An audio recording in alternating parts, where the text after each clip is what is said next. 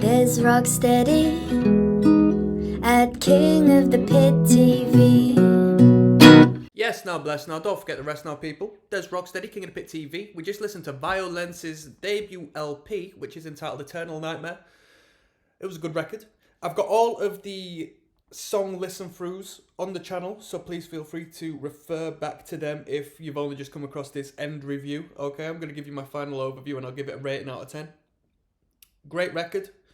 Well produced. Brilliant musicianship. Thrash metal, arguably I would call it crossover. I think a lot of it comes down to the production style, the mid-paced riffs, like plenty of Two Dogs in there. Not necessarily many breakdown-esque moments, but you know, a lot of it comes down to the artwork as well. In all honesty, the artwork style is pretty crossover in my personal opinion. You may argue that it's just straight balls to the walls thrash metal, and I wouldn't disagree with you. But a band like this will go down very well in a hardcore punk setting as well as a metal setting, no doubt. So there is some degree of crossover in my personal opinion. The guitar work was very good. Screw the guitar solos. I can't tell you anything about the guitar solos. Don't care for them, nor did I think they were that impressive that I need to reference them. But the rhythm playing was super tight. And I know a lot of it is studio magic, but the speed as to which the thrash metal sections went just blurred into one note essentially.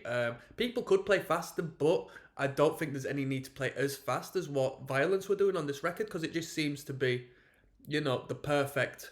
Well, I say perfect. It's all up to interpretation. But as far as fast for fast's sake is concerned, that tremolo picking was pristine.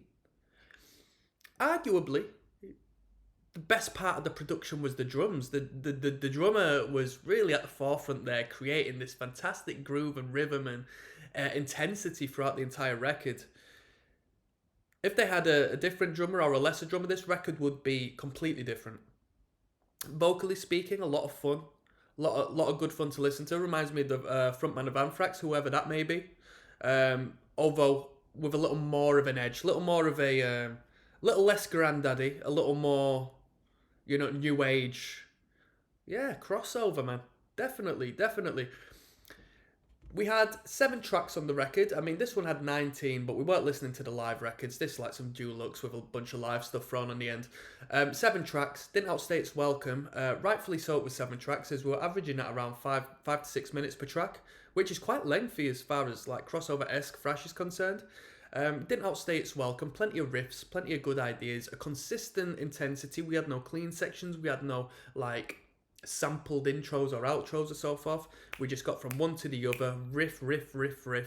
Fantastic, really good. If I'm going to rate this record, I'd more than happily give it a 7.5 out of 10. I'm looking forward to hearing more from this band and seeing where they go from here. So there is room for improvement, and I hope there is room for improvement. How they would improve, I don't know. Like I said, maybe switching up that mid-tempo section a bit, because it always just sort of fell back into the as opposed to like I'd like to hear a little more of a death metal section, do you know, with tapping on the bells, tapping on that bell, not death metal because it incorporates itself very well into thrash metal, but I would like to hear a little more of a dance floor sort of, you know what I mean, tension building element. A little like what Power Trip did, but I don't know who Power Trip took influence from in order to sort of create that sound. So you tell me, you're the thrash metal people out there. Me, I just like my metal music, that's it. So that's what I would like to hear, a little more of a breakdown, you know, as opposed to a keeping the energy through the roof. I was very happy with this record.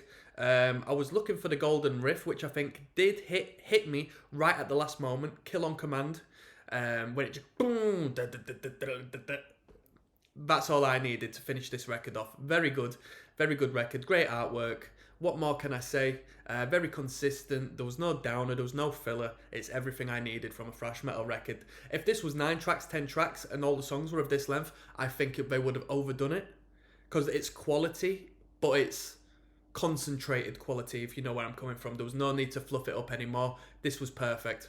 I'm signing out, people. I'll see you on the flip side. Peace.